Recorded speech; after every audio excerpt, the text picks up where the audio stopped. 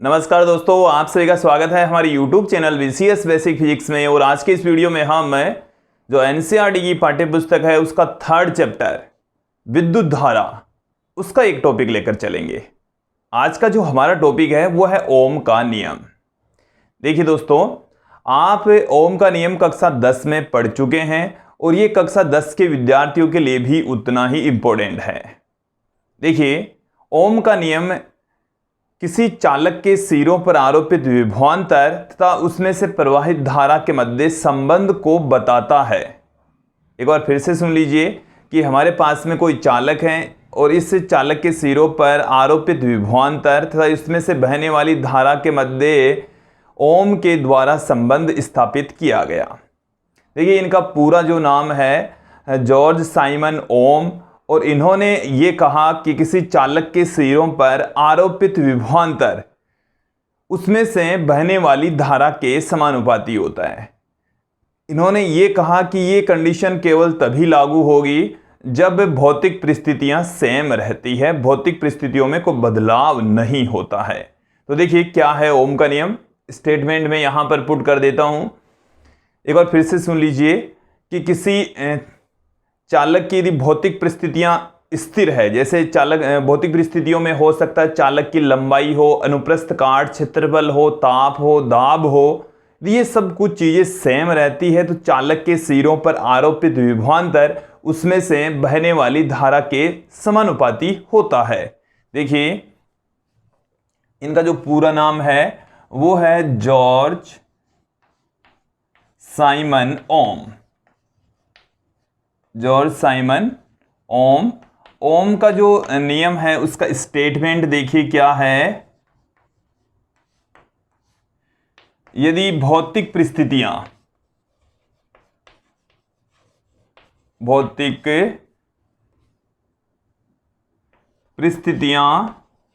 स्थिर रहती है, भौतिक परिस्थितियां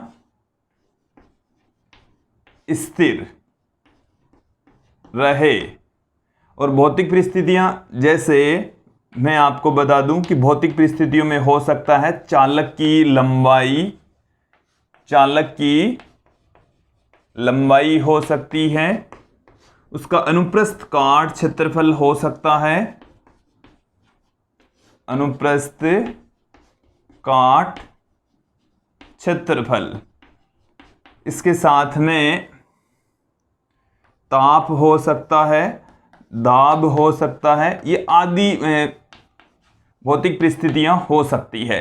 कि यदि भौतिक परिस्थितियां स्थिर है, मैं इसको ब्रैकेट में कर देता हूं बंद, तो किसी चालक के सिरों पर, किसी चालक के सिरों पर आरोपित विभवांतर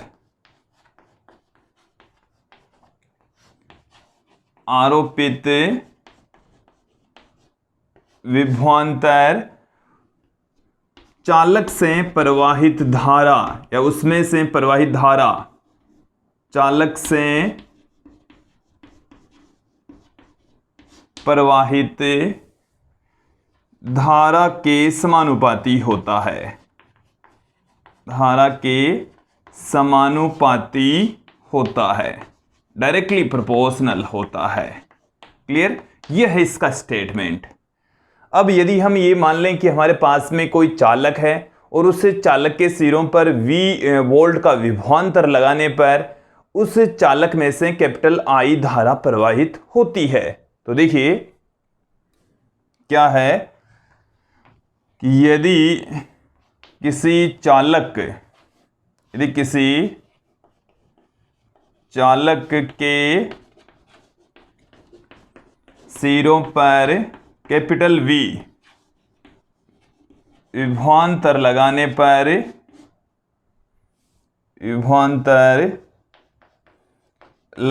पर उसमें से कैपिटल I धारा प्रवाहित हो, कैपिटल I धारा प्रवाहित हो, तो ओम का नियम क्या कहता है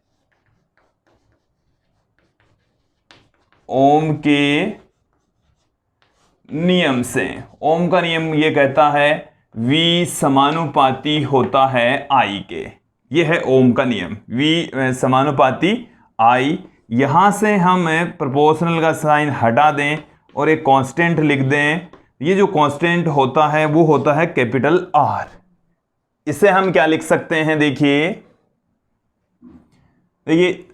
बोलने में लिखने में थोड़ा सा इजी रहे इसलिए हम V बराबर IR लिखते हैं। V बराबर IR।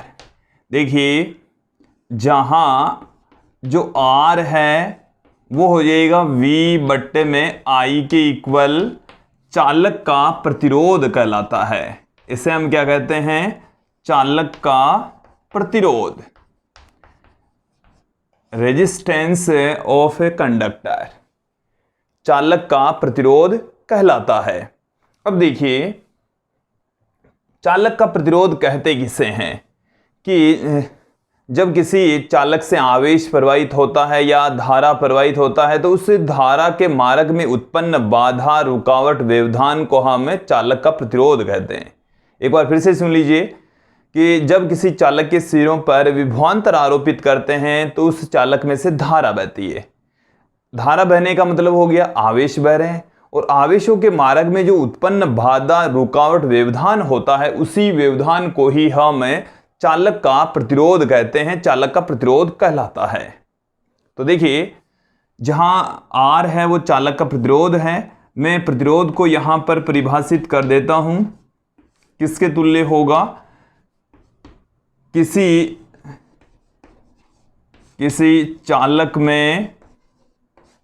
चालक में धारा के मार्ग में उत्पन्न बाधा, धारा के मार्ग में उत्पन्न बाधा या रुकावट, बाधा या रुकावट प्रतिरोध कहलाती है, प्रतिरोध कहलाती है। क्लियर। प्रतिरोध का फॉर्मूला हमारे पास में ये है। देखिए आप इस प्रतिरोध को इस तरीके से परिभाषित नहीं कर सकते कि भाई V बट्टा I, क्योंकि ये जो प्रतिरोध का जो मान है वो न तो V पर निर्भर करता है न ही I पर निर्भर करता है। हालांकि या आप कह सकते हैं कि इन दोनों का जो रेशियो है वो प्रतिरोध के बराबर होता है, प्रतिरोध के इक्वल होता है। तो ये किसी चालक के सिरों पर आरोपित विभवांतर तथा उसमें से प्रवाहित धारा के अनुपात के इक्वल होता है। हालांकि प्रतिरोध का मान विभवांतर तथा जो धारा है दोनों पर ही निर्भर नहीं करता, क्योंकि जैसे मान लीजिए कि वोल्टेज बढ़ेगा, चालक के सिरों का वोल्टेज बढ़ेगा तो उसमें से बहने वाली धारा का मान भी बढ़ जाएगा। यदि V घटता है तो I भी घट जाएगा। दोनों का रेशियो सेम रहता है, प्रतिरोध फिक्स रहता है, प्रतिरोध की वैल्यू नहीं बदलती यदि भौतिक परिस्थितियां स्थिर रहती है तो देखिए इसे हम इस तरीके से भी कह सकते हैं, किसी चालक के सिरों पर आरोपित विभवांतर तथा उसमें से बहने वाली धारा का अनुपात प्रतिरोध कहलाता है। तो किसी चालक के सिरों पर आरोपित विभवांतर, सिरों पर आरोपित विभवांतर, किसी चालक के सिरों पर आरोपित विभवांतर व उसमें से प्रवाहित धारा, उसमें से प्रवाहित धारा का अनुपात, धारा का अनुपात प्रतिरोध कहलाता है, प्रतिरोध कहलाता है। प्रतिरोध को हम कैपिटल R से प्रदर्शित करते हैं। तो ये है हमारे पास में प्रतिरोध की डेफिनेशन। हम प्रतिरोध को एक अन्य तरीके से भी यहां पर परिभाषित करते हैं। हम वोल्टेज तथा धारा के मध्य ग्राफ खींचकर इस प्रतिरोध को परिभाषित कर देते हैं। वोल्टेज तथा धारा के मध्य अब हम ग्राफ देख लेते हैं। देखिए हमारे पास में ओम के नियम से रिलेशन आ गया है, R बराबर V बट्टे में I। तो V व I में ग्राफ यदि भौतिक परिस्थितियां स्थिर रहती है तो V और I दोनों एक दूसरे के समानुपाती होते हैं। ये एकदम क्लियर हो गया कि भौतिक परिस्थितियां क्या रहनी चाहिए, कांस्टेंट रहनी चाहिए। तो किसी चालक के सिरों पर आरोपित विभवांतर उस चालक में से बहने वाली धारा के समानुपाती होता है। ये मैं ग्राफ यहां पर खींच रहा हूं। ये जो ग्राफ हम खींच रहे हैं वो खींचा जा रहा है विभवांतर। एक तरफ हमने ले लिया विभवांतर जिसे V से पुट कर रहे हैं, दूसरी तरफ हमने ले ली है विद्युत धारा जिसे I से पुट कर रहे हैं। दोनों के बीच में यदि ग्राफ खींचेंगे तो एक ऐसी सीधी रेखा प्राप्त होगी। देखिए दोस्तों, इस ग्राफ के अंदर यदि यहां से यहां तक की वैल्यू I, यहां से यहां तक की वैल्यू V, तो देखिए यदि मैं इस एंगल को कंसीडर कर लूं थीटा, ये एंगल हमने क्या मान लिया है, थीटा मान लिया। तो देखिए चित्र में, ग्राफ में टेन थीटा बराबर होता है लंब बट्टे में आधार, लंब बट्टे में आधार। तो देखिए लंब यहां पर कितना है, थीटा के सामने वाली भुजा लंब तो V है, आधार यहां पर ये वाली भुजा हो गई, ये कर्ण हो गया तो ये आधार हो गया, V बट्टे में I आ गया। तो टेन थीटा बराबर V बट्टे में I, और V बट्टा I किसके इक्वल होता है, R के इक्वल होता है। तो टेन थीटा है वो R के इक्वल होता है। टेन थीटा किसके इक्वल होता है, प्रतिरोध के इक्वल। ये जो टेन थीटा होता है वो इस ग्राफ का ढाल होता है, रेखा का ढाल, जिसे हम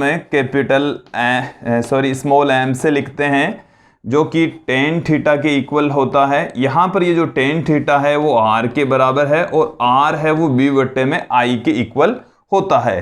तो देखिए यदि हम V और I के मध्य ग्राफ खींचें तो जो रेखा प्राप्त होती है उस रेखा का जो ढाल है वो प्रतिरोध को बताता है।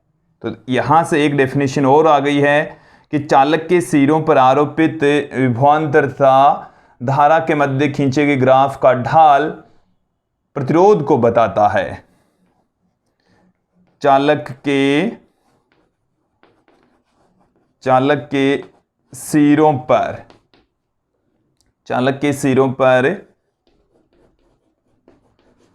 आरोपित विभवांतर, चालक के सिरों पर आरोपित विभवांतर व उसमें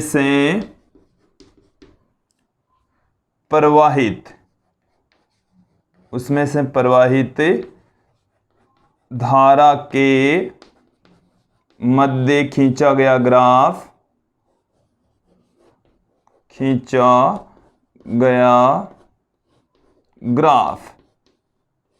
प्रतिरोध को बताता है। किसको रिप्रेजेंट करेगा, प्रतिरोध को बताएगा, प्रतिरोध को प्रदर्शित करता है। तो ये हमने एक अन्य तरीके से भी इस प्रतिरोध को डिफाइन कर दिया है। अब इसके ऊपर डिपेंड, देखिए कैसे क्वेश्चन, ग्राफ पर आधारित क्वेश्चन भी पूछे जा सकते हैं। देखिए यहां पर एक ग्राफ आप लोगों को दे रखा है V और I के मध्य। ये जो ग्राफ है दो धातुओं के लिए है, ये जैसे धातु A है, ये धातु B है। अब हमारे को ये पूछा है कि धातु A और B दोनों में से किसका प्रतिरोध अधिक है, किसका प्रतिरोध कम है। तो देखिए यहां पर कैसे पहचानेंगे हम, तो देखिए जो A धातु है उसके लिए जो ग्राफ है वो एंगल बना रखा है धारा के साथ में थीटा A, B वाली जो धातु है वो थीटा B एंगल बना रखी है। तो यहां से स्पष्ट हो गया है कि जो थीटा A है वो बड़ा है थीटा B से। तो जो टेन थीटा A है वो बड़ा होगा टेन थीटा B से, जिसका ढाल अधिक होगा उसका प्रतिरोध भी अधिक होगा, क्योंकि जो ढाल है टेन थीटा है वो प्रतिरोध को बताता है। टेन थीटा की वैल्यू किसको बताएगी, प्रतिरोध को बताएगी। तो टेन थीटा ए वाली धातु के लिए अधिक है, बी वाली धातु के लिए कम है। तो जो ए धातु का प्रतिरोध है वो ज्यादा होगा, बी वाली धातु का प्रतिरोध कम होगा। तो यहां पर ये एकदम क्लियर कर लीजिए आप कि इसका यहां से एंगल, धारा वाली जो भुजा है उसके साथ में जितना एंगल है, जितना ज्यादा एंगल होगा उसका प्रतिरोध भी उतना ही ज्यादा होगा। तो यहां पर ए जो धातु है उसका एंगल अधिक, तो उसका प्रतिरोध भी अधिक। बी वाली धातु का जो एंगल है वो कम, तो उसका प्रतिरोध भी कम होगा। क्लियर? देखिए, ये आप लोग दिमाग में फिट बिठा लीजिए कि जो एंगल हम बना रहे हैं वो धारा वाली भुजा के साथ में बनाया जा रहा है, धारा वाली एक्सिस के साथ में बनाना है। क्योंकि ये tan थीटा बराबर तो v बट्टे में i होना चाहिए। यदि ये वाली भुजा v है, ये वाली भुजा i है, तब इस तरीके से नहीं लेंगे हम, जो एंगल है वो i के साथ में ही लेना है। चलिए मैं थोड़ा सा क्लियर कर देता हूं, एक डायग्राम और आप लोगों के सामने रख रहा हूं। अब की बार देखिए, इधर हम ले रहे हैं i, इधर हमने क्या ले लिया i, इधर हमने ले लिया v, और ये हमारे पास में दो धातुएं हैं a और b। तो हमने यहां पर इसमें देखा कि भाई ये एंगल जितना ज्यादा होगा उसका प्रतिरोध भी उतना ही ज्यादा होगा, बट ये जो एंगल है वो धारा वाली एक्सिस के साथ में बनाना है। तो यहां से धारा वाली एक्सिस के साथ में इसका एंगल कम और इसका एंगल अधिक होगा। तो थीटा b ज्यादा है यहां पर थीटा a की तुलना में, थीटा b अधिक थीटा a कम, तो tan थीटा b ज्यादा होगा और tan थीटा a कम होगा। तो यहां से जो b का प्रतिरोध है वो ज्यादा, a का प्रतिरोध है वो कम होगा, ये रिलेशन होगा यहां पर। तो दोस्तों ये हमने समझ लिया है कि प्रतिरोध क्या होता है। प्रतिरोध एक्चुअल में है क्या कि धारा किसी चालक में से बहेगी, तो धारा बहने में जो बाधा उत्पन्न होती, जो रुकावट उत्पन्न होती, उसको हम प्रतिरोध कहते हैं। और उसको किस तरीके से समझा हमने, अब जैसे धारा प्रवाहित हो रही, इसका मतलब है आवेश प्रवाहित हो रहे हैं। तो आवेश जैसे कोई इलेक्ट्रॉन बह रहा है, या अर्धचालकों के अंदर होल बह रहा है, या विद्युत अपघट्य पदार्थ के अंदर आयन प्रवाहित होते हैं, तो उनके मार्ग में जो बाधा उत्पन्न होती है उसको हम प्रतिरोध कहते हैं। उसे क्या कहा जाता है? प्रतिरोध कहा जाता है। तो इस तरीके से हम प्रतिरोध को समझ सकते हैं। अब हम यहां पर देख लेते हैं कि प्रतिरोध का जो मात्रक है वो क्या होता है, प्रतिरोध की विमा है वो क्या होती है। अब हम यहां पर प्रतिरोध के मात्रक विमा देख लेते हैं। देखिए दोस्तों, हमने प्रतिरोध का फॉर्मूला देख लिया है, तो उसी के अकॉर्डिंग इसके मात्रक विमा आ जाएंगे। हम जानते हैं, हमने इस वीडियो में क्या जान लिया है, कैपिटल R बराबर V बट्टे में I जान लिया है। तो R का मात्रक क्या होगा? R का मात्रक वही होगा जो V बट्टे में I का मात्रक होगा। V बट्टे में I का मात्रक, V यहां पर विभवांतर है जिसका मात्रक होता है वोल्ट, और I यहां पर धारा है जिसका मात्रक होता है एम्पियर। तो वोल्ट प्रति एम्पियर इसका मात्रक होता है, जिसे हम ओम कहेंगे। और ओम का सिंबल देख लीजिए, इस तरीके से लिखा जाएगा। अब हम यहां पर एक ओम को भी परिभाषित कर देते हैं। एक ओम क्या है? देखिए, एक ओम क्या होगा, R बराबर हमारे पास में है V बट्टे में I। यदि V मतलब चालक के सिरों पर आरोपित विभवांतर 1 वोल्ट और चालक से प्रवाहित जो धारा है वो 1 एम्पियर, तो जो प्रतिरोध है R है वो 1 ओम होगा। उस कंडीशन में प्रतिरोध क्या होगा? 1 ओम होगा। तो 1 ओम की डेफिनेशन सुन लीजिए कि यदि किसी चालक के सिरों पर एकांक विभवांतर आरोपित करने पर उस चालक से प्रवाहित धारा एकांक हो, तो उस चालक का प्रतिरोध 1 ओम होगा। R 1 ओम कब होगा? जब V और I दोनों 1 ओम होंगे। क्लियर? तो देखिए, मैं इसकी डेफिनेशन यहां पर पुट कर देता हूं। 1 ओम की परिभाषा क्या है, यहां पर देख लीजिए।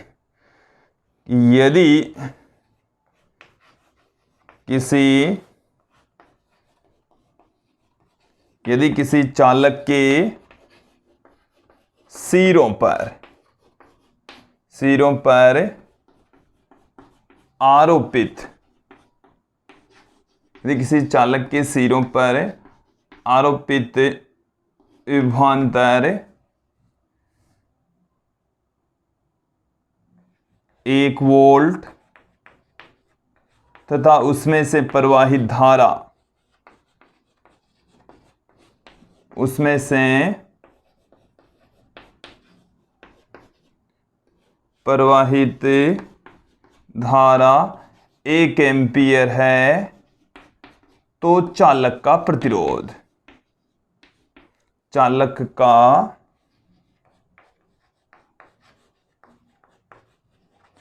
प्रतिरोध 1 ओम होगा। चालक का प्रतिरोध किसके बराबर होगा? 1 ओम के इक्वल होगा दोस्तों। तो ये थी प्रतिरोध की 1 ओम की परिभाषा और प्रतिरोध का मात्रक। अब हम देखेंगे प्रतिरोध की विमा। प्रतिरोध की विमा क्या होती है? प्रतिरोध की विमा, तो देखिए R की विमा वही होगी जो V बट्टे में I की विमा होगी। V बट्टे में I की विमा, देखिए जो V है उसकी विमा क्या हो जाएगी? V यहां पर विभवांतर है जो कि W अपॉन में Q के इक्वल होता है। W अपॉन में Q के इक्वल होता है। तो W अपॉन में Q इंटू I की विमा, और Q को हम I इंटू T लिख सकते हैं, तो I स्क्वायर इंटू T की विमा। तो देखिए प्रतिरोध की विमा, W की विमा क्या हो जाएगी? कार्य की विमा M1 L2 T-2 हो गई। धारा की जो विमा है वो A2 हो गई। ये समय है जिसकी विमा T1 हो गई। फाइनली जो कैपिटल R है इसकी विमा क्या निकल कर आएगी? कैपिटल R की विमा देखिए M1 L2 T-2 यहां पर पहले से था, एक और ऊपर जाएगा तो T-3, A2 ऊपर जाएगा तो A-2। तो ये आ गई हमारे पास में प्रतिरोध की विमा। प्रतिरोध की विमा आ चुकी M1 L2 T-3 A-2 के इक्वल आ चुकी है दोस्तों। तो ये थे प्रतिरोध के मात्रक विमाएं। अब हम बात करते हैं कि जो प्रतिरोध है उसका मान किस पर डिपेंड करता है। तो देखिए दोस्तों, हमने इस नियम के अंदर शुरू में ही एक स्टेटमेंट लिखा है कि भौतिक परिस्थितियां स्थिर रहनी चाहिए। तो उन सभी भौतिक परिस्थितियों के ऊपर ही किसी चालक का प्रतिरोध निर्भर करता है, अर्थात चालक की लंबाई पर डिपेंड करता है, अनुप्रस्थ काट क्षेत्रफल पर डिपेंड करता है, ताप पर निर्भर करता है। तो देखिए इन सारी चीजों के ऊपर चालक का जो प्रतिरोध है वो निर्भर करता है। देखिए प्रतिरोध की निर्भरता, प्रतिरोध किन कारकों पर निर्भर करता है? प्रतिरोध की निर्भरता, तो सबसे पहले तो मैं बात करता हूं चालक की लंबाई पर। चालक की लंबाई पर डिपेंड करता है। तो चालक का प्रतिरोध है वो उसकी लंबाई के समानुपाती होता है। किसके समानुपाती होता है? लंबाई के समानुपाती होता है। इसको समझो आप कैसे? जैसे हमारे पास में ये कोई चालक है, इतना चालक है, इसका प्रतिरोध है R।